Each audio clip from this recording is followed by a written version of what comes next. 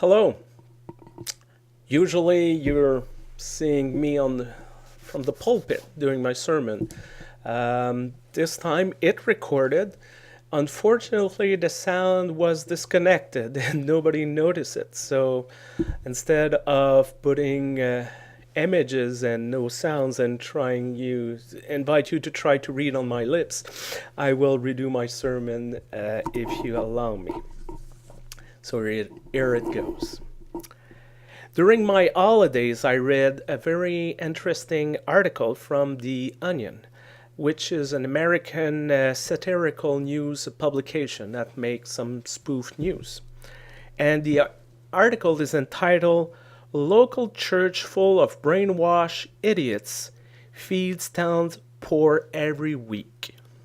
Very satirical, very fun. The Onion, I find it very fun, and I would like to read you this article if you allow me. Source affirmed today that the brainwashed morons at First Baptist Assembly of Christ, all of whom blindly accept whatever simplistic fairy tale are fed to them, volunteer each week Wednesday nights to provide meals to impoverished members of this community. And someone speaking, unfortunately, there are a lot of people in town who have fallen on hard times and are unable to afford to put food on their table. So we try to help as best as we can, says 48 years old Carrie Bellamy, one of the mindless sheep who adheres to a backyard ideology and is incapable of thinking for herself, while spooning out homemade shepherd pies to a line of poor and homeless individuals. Someone else speaking, it feels great to share our blessing with the less fortunate. Plus, it's fun to work alongside all the members of our corrupt institution of propaganda and lies who come out each week. As of press time, the brainless, unthinking lemmings had donated winter clothing they no longer wore to several needy families and still has not opened their eyes to reality. We might smile, but since the beginning of the 21st century, organized religion is under a great deal of criticism in North America.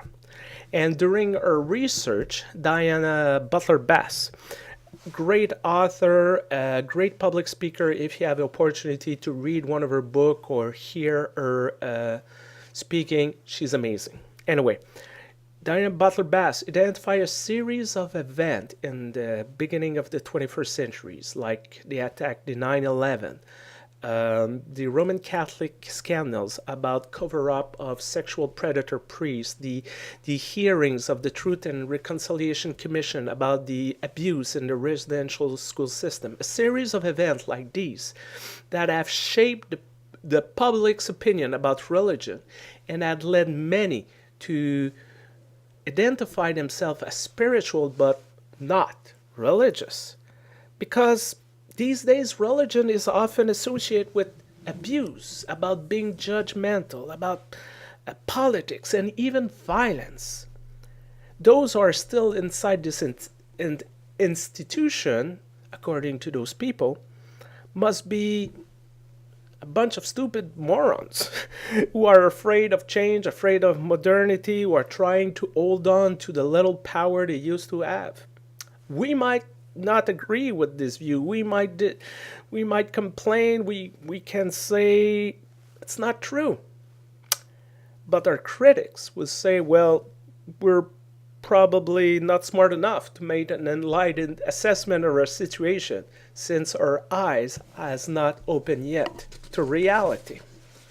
And this perception, I find it very interesting and very interesting phenomena because it's somehow at the complete opposite to what we read in the Bible, and more specifically, what we have read this morning from the book of Isaiah.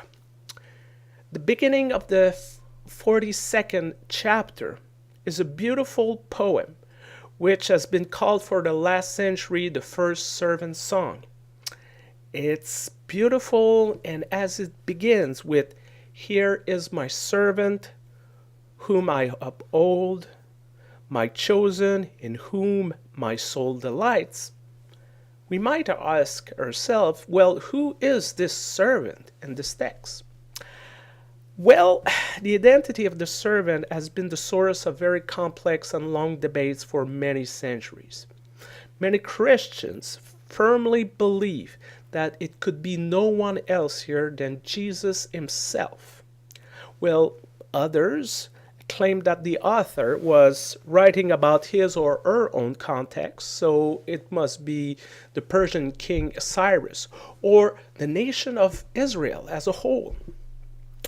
Some even suggest that the poetic style of this passage require that the servant to be understood symbolically, representing different people from various time. And just to spice up just a little bit the debate, we need to remember that early heroes of faith, like Abraham, like Moses, like David, had been presented as God's servants.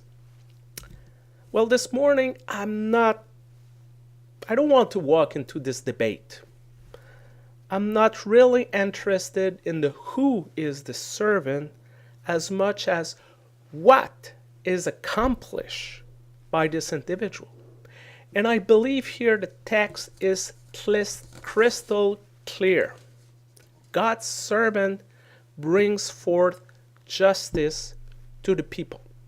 He or she protects those who are weak, those who are not important enough to be heard or seen, those who cannot afford $1 million defense team to represent them in court system.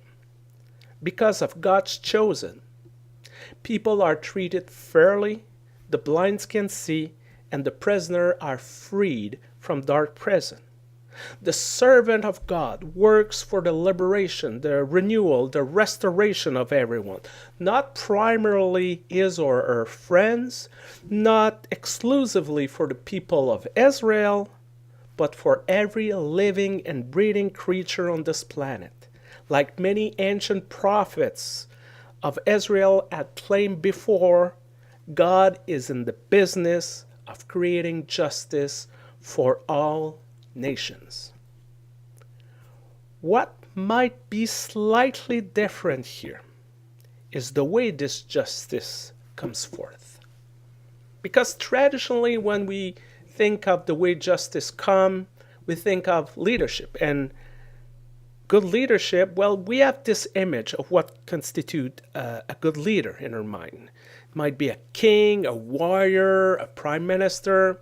Okay, I will grant you prime minister, not me, not so these days. But mostly we have an image of a man.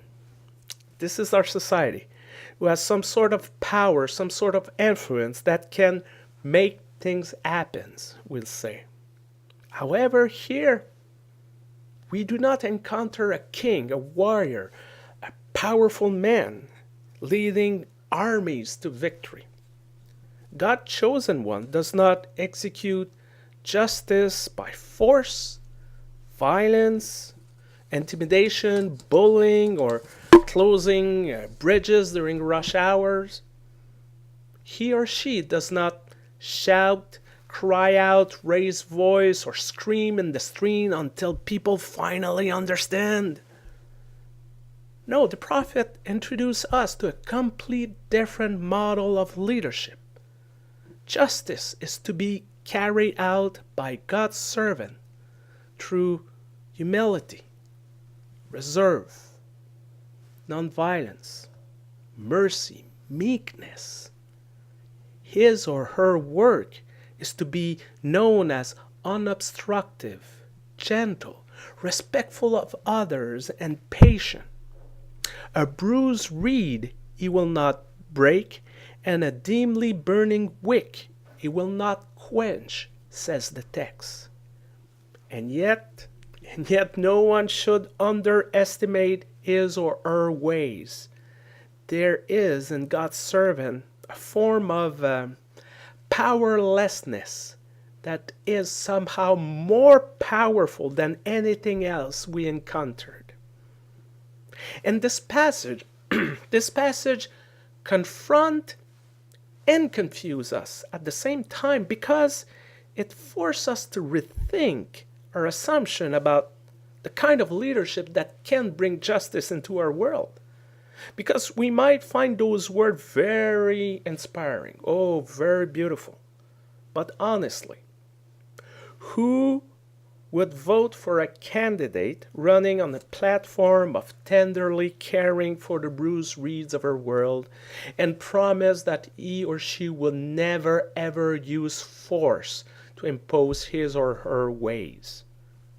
Come on, most analysts would call this individual totally unrealistic, and his or her candidacy would be considered to be dead and over even before the beginning of the race.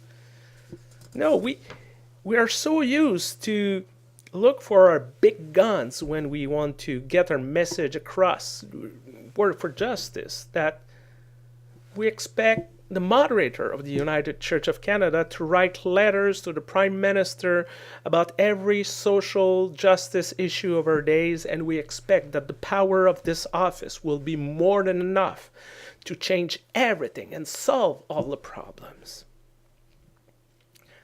The beautiful words of the prophet invite us to engage our world maybe in a different way.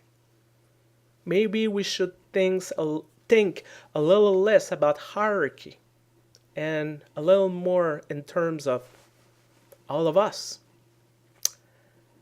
Maybe we should look a little less for timeless truths and a little more about new insights and new understanding through knowledge and education.